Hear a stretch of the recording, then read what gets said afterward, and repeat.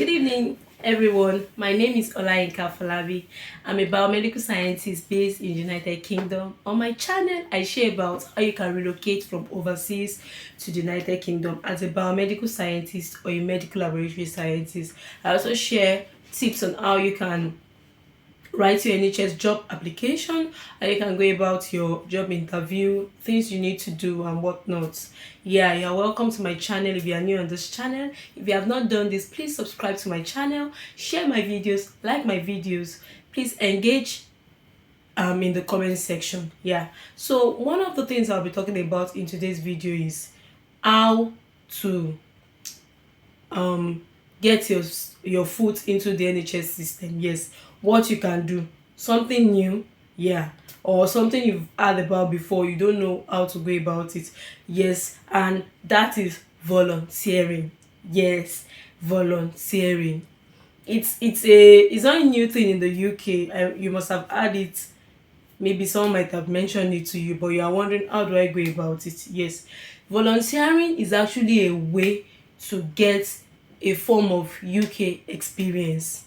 I know some of you that even some of us presently in the UK that have been applying for biomedical scientist roles or BMS support roles, MLA roles, associate practitioner roles, and the likes. So you might have encountered people telling you, or even in the application, they will say they need NHS experience. And you're like, how will you get NHS experience if you have not worked in the NHS before? Yeah, I bring you good news. Yeah, this is what you can do too well, this is how you can go about volunteering. Yeah, so for let's say for example you live in Liverpool, Birmingham or Manchester. So just browse the NHS trusts that are close to your locality. Browse it, go to their pathology section, depending on maybe your specialty. But irrespective of your specialty, you can even shoot your shot. Go to their pathology section, and because one thing about the UK is that everything is online. There's nothing is hidden. If you go to their pathology section, I'm sure that there's somewhere they will put the email of the manager. So the manager of each section, maybe manager of hematology, manager of biochemistry, manager of microbiology and the likes. So even manager of the reception, yes. So you can just go to the pathology section of the of that particular NHS trust. Look out for the manager's email address.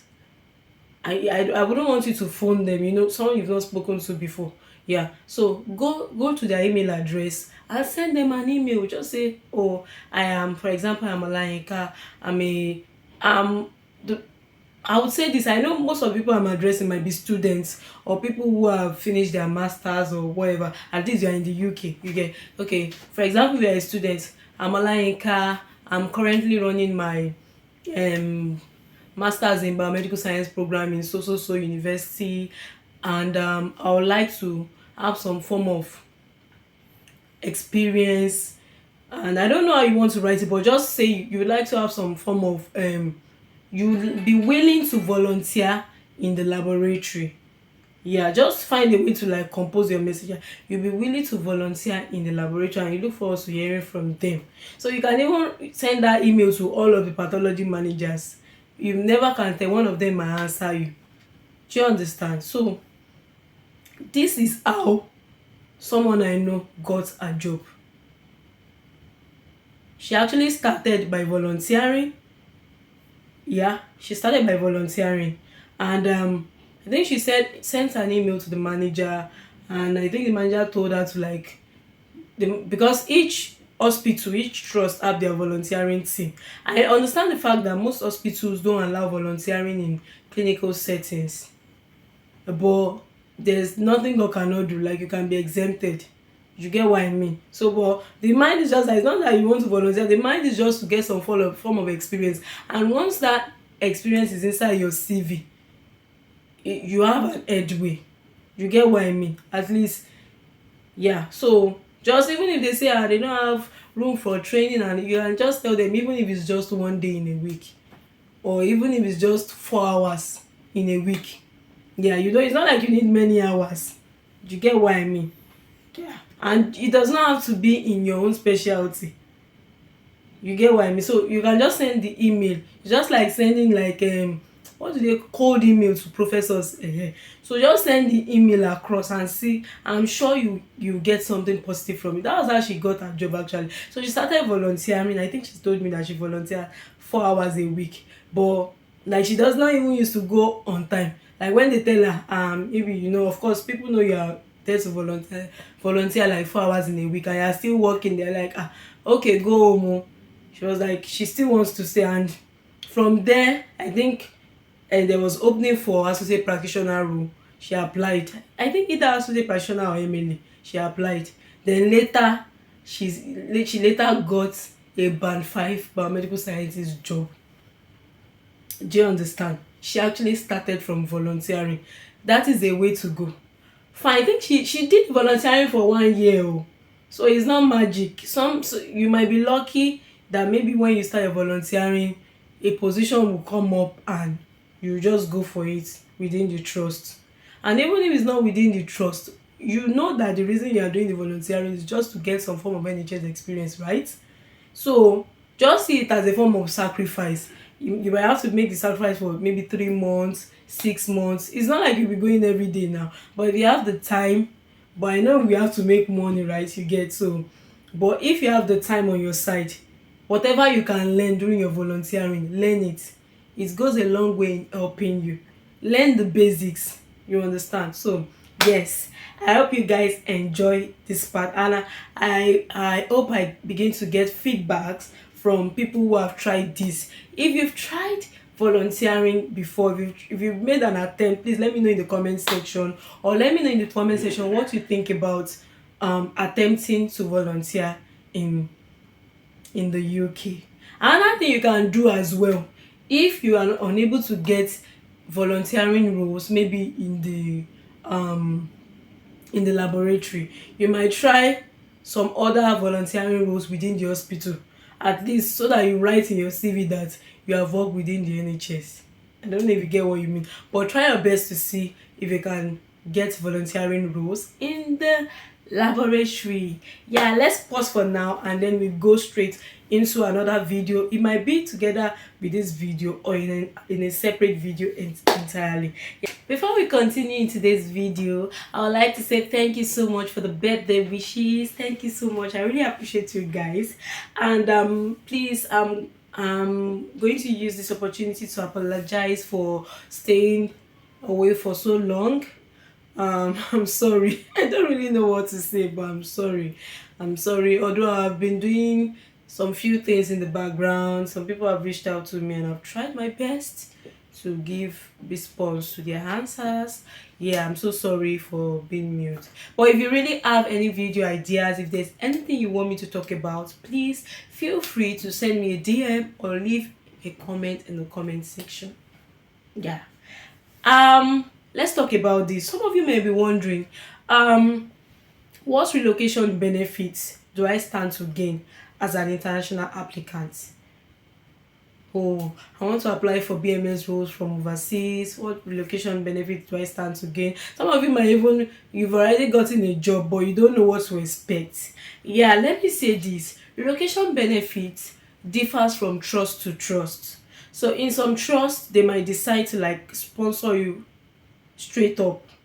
For example, they pay for your visa application fee, they book your flight for you, they do all of those things for you from the onset. Some might even pay for your tuberculosis test and all of that. They might just do all of those things for you. While some trust, they won't do it for you from the onset. They like you would pay for those things yourself and they are going to refund you. Now I would say this, sometimes in some trust will do it for you automatically. Like maybe when you come over, they will just maybe refund you automatically. But some trust, like if you don't request for it, maybe if you don't go to your manager to request for relocation refund and all of that, you might not end up getting anything. So please guys, even if you are not giving relocation package in your trust, feel free to ask the HR or maybe your manager. Like I, at least before your interview, most likely your manager might be part of the interviewers. So in a way, maybe he or she might have sent an email to you along the line. So you might be able to like ask the person or even the HR, like, you would like to know, that is after you have gotten a job offer, like, you would like to know if what their relocation package is and all of that. Yes, it's it's good you ask. For example, if I did not ask, most likely I might not end up getting some things back. Yes, it's not like I got everything back, but at least I was able to get some payments back. Yes, so that is it. Yeah, I hope you guys I hope you have been able to learn one or two things from that. Yeah, then another thing is that you might be wondering, what do I stand to gain? Can I come with my family? Can my children come with me? Can my spouse come with me? You understand? Yes, they can come with you once you get, because if you're on a tier 2 visa, you are eligible to bring your dependents, and your those people that qualify as your dependents are your spouse, that is either your husband or your wife, and your children. Yes, and also there's something about yeah, don't let me talk about that. Yeah, your spouse and your children, yeah, they qualify as your dependents, so you can either come with them, maybe the day you are landing in UK they are coming with you, or they will come later. It all depends on you. It all depends on maybe money factor. Sometimes it's not even money, maybe your spouse still has one or two things to fix back home, some things they still need to do back home. Or maybe your children are still little and you don't want to just bring them straight, you want to come in to the system, get used to the system for some months before you bring your family over, or maybe you want to sort out your accommodation before you bring your family over. So there are different reasons why people decide to like maybe leave their family or come along with them. But in any ways, just weigh your options. Yeah, weigh your options. But if you've got a spouse and you've got children, I would advise that even if you want to come with your spouse first, you can. Yeah, both of you can maybe do one or two things to get things sorted out before your children come along. You can come along with your children at first, but I'd advise that you, so at least one, even if it is 1 or 2 weeks ahead, you come to just get used to the system a bit before bringing those children along. And you know, childcare is not free here, so you need to like maybe understand the system a bit, sort out their school, sort out some things maybe before you bring them along. I feel like that makes more sense. Yes, I hope you guys enjoyed today's video. Yeah, like I said earlier, if there's any video idea, if there's anything you want me to talk about, please feel free to put it in the comment section. Yeah guys, if you are preparing for your interview, I would say this, I've said it in some of my videos, I'll say this again. Please go back to the job description and person specification and try to like form questions from it. Yes, this will be my last word for today. So hope to see you guys in my next video. Bye.